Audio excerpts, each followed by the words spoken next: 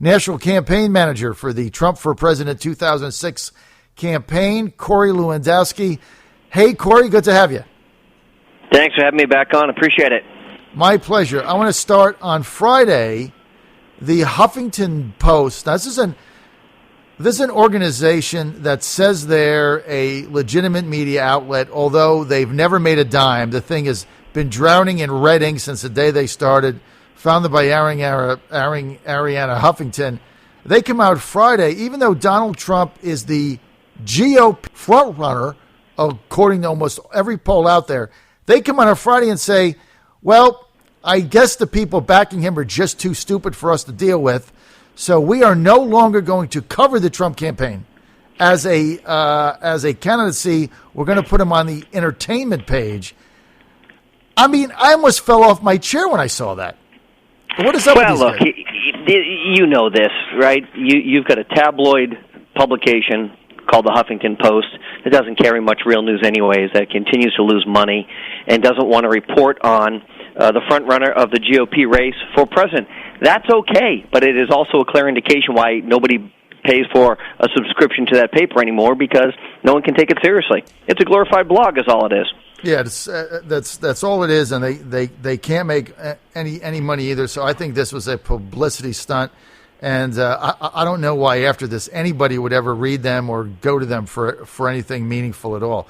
Now let's get to the John McCain comments of Friday, which has dominated the news cycle, Corey, over the weekend. I heard the comments. I kind of knew what Trump meant.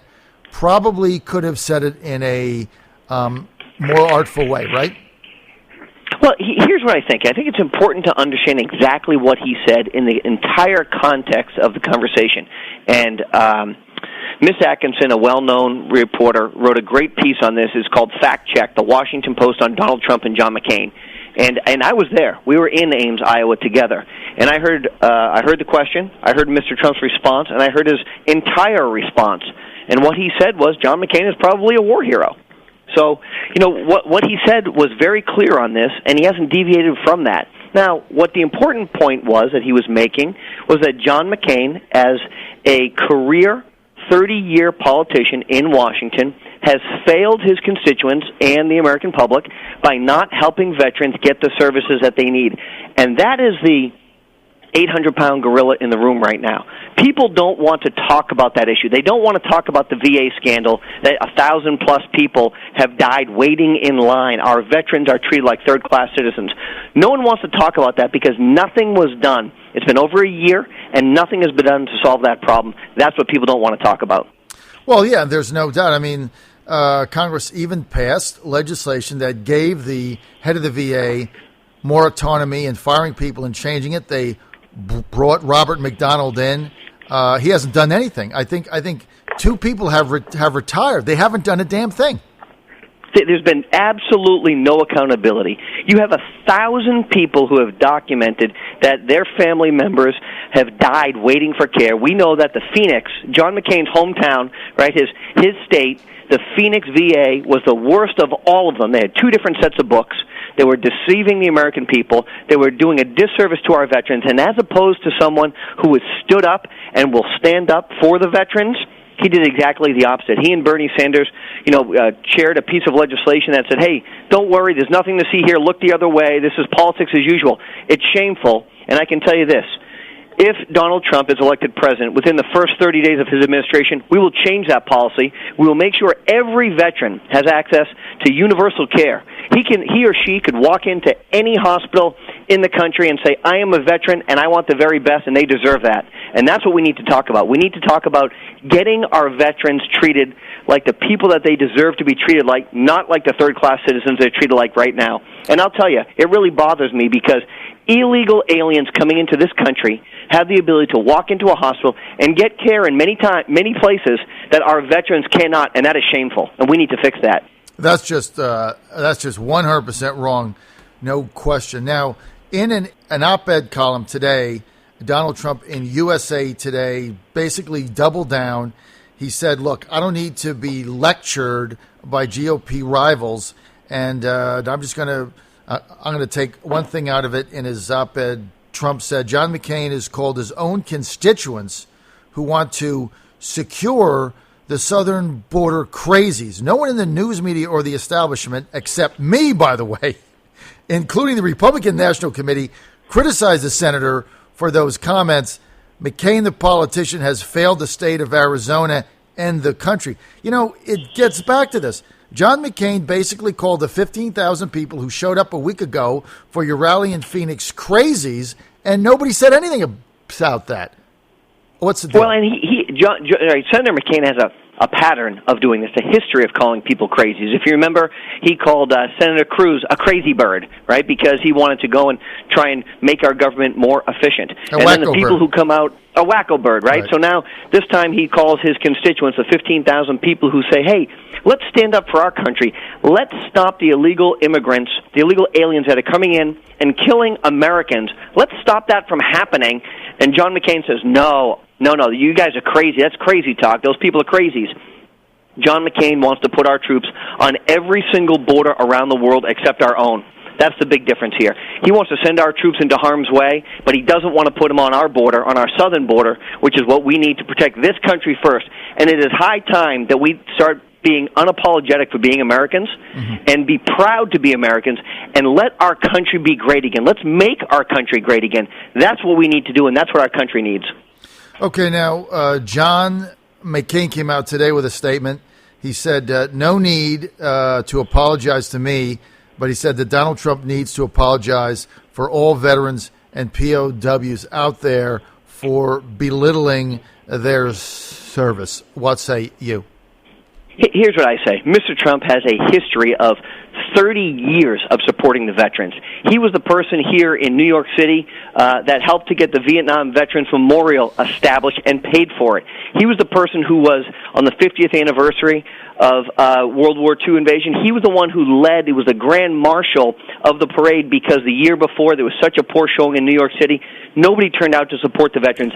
This year, just 60 days ago, Mr. Trump received the award from the Marine Corps Law Enforcement Foundation. They give one award away per year. The Commandant now of the Marine Corps, who is now the Chairman of the Joint Chiefs, came and personally delivered that award to Mr. Trump for his support of the military over the last 30 and 40 years of his career.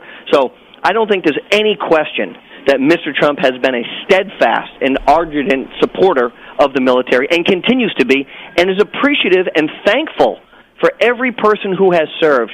But what we need to do is we need to get veterans the care that they deserve. We need to make sure that those veterans, when they come back, have every ability to get the best health care possible and not treated like third-class citizens. It's time we fix it for the veterans. Yeah, that's going to be the bottom line, no question. Talk is cheap at the end of the day. What's going on at the VA, the scandal is just it just turns your stomach every day. And we talk about it, but nobody fixes it. That's the thing that is so frustrating to people. Corey, 850. Well, John, the reason is, I don't want to interrupt you, is these guys are career politicians, right? They've never had to go and actually get something accomplished. Their answer is, we couldn't do it, we'll do it next year. That's not good enough anymore. Right. It's time to start getting things done. I'm sorry to cut you off, but it's just time. That's all right. Text and a Facebook post here I got to read very quickly. This from Gene in Norfolk. Gene says, one thing about Trump is he sets the agenda and the media falls right for it. Normally the media sets the agenda and the GOP cowers in lockstep. That's from Gene in Norfolk. This from Lynn in Richmond. Lynn says, Trump is still mixing brave stands with some bull in the China shop declaration. Someone needs to get him a communications specialist to steer him in the right directions. But we need Trump. I love America, and we need to get Trump in there. That's from Lynn in Richmond. I want to get Corey to a poll that came out in Nevada the other day that, once again, off the front pages of the mainstream media, a very legitimate poll. Donald Trump not only ahead by a substantial margin in Nevada, but getting a majority of Hispanics. Define that. Well, so, I think it's fair to say that Mr. Trump has brought this issue of illegal aliens coming into our country, and something has to be done about it to the forefront in this last few weeks. And what we've seen and what he has said and what he continues to say is, if I am the nominee for President of the United States, I will win the Hispanic vote.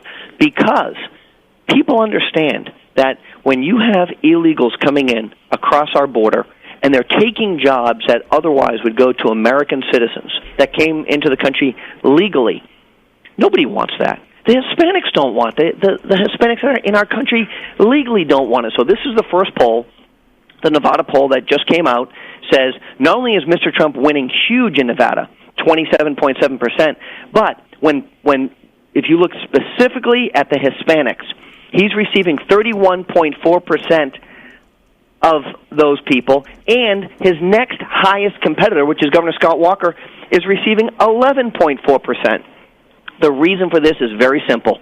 You always know where Mr. Trump stands on issues, and you will respect that because he's not going to be bought, he's not going to waver, he's not going to change his position based on what donors say or what special interests say. He is not taking other people's money. He is coming to fight for America to make our country great again, and that is clearly evident in this poll in Nevada, where not only is he leading the field by a wide margin, but he's significantly outperforming his next closest competitor with the Hispanic vote. And that takes into account those individuals like Rubio, like Bush, who claimed that he was Hispanic on his driver's license, which was still a little strange. So, you have all these political pundits saying, oh, we have to broaden the base, we have to broaden the base. Well, it clearly is true, and clearly Mr. Trump is the only one who's actually broadening the base because overwhelmingly the Hispanics in Nevada want Donald Trump to be the next president of the United States in the Republican primary. Well, certainly in Nevada. Corey Lewandowski, I've got a minute. Some people saying that somehow, some way, either Fox News with Rupert Murdoch or the RNC is going to try to find a way to get Trump out of these debates. Have you heard anything of that to that, and do you have a strategy if that happens? Well, so here's what I think. I think Mr. Trump has met or exceeded every single qualification which has been laid out by Fox News, whether it is you have to be a declared candidate, which he is, you have to have filed your FEC paperwork, which he has done, whether it is you have to file your personal financial disclosure statement, and he is only one of two current candidates in the race to have filed that paperwork. Whatever the metric is that they have laid out, we have met and or exceeded. That coupled with the fact that he is currently in first place in the GOP field, I think it would be very, very difficult to keep Mr. Trump out of this race. And candidly, I think it would be bad for democracy if they do not put him on that debate stage, because people want to see the straight talk of Donald Trump on that debate stage to tell him what he will do to make America great again. Well, he's going to be on the stage. He's going to be in the middle of it. And he's going to go to Cleveland in that debate, and then he's going to go back to Cleveland and win the nomination, I believe, on the first ballot. I want to thank Corey Lewandowski, National Campaign Manager for Donald Trump, for being with us. You want more info, go to donaldjtrump.com, donaldjtrump.com. Thanks, man. Have a good day.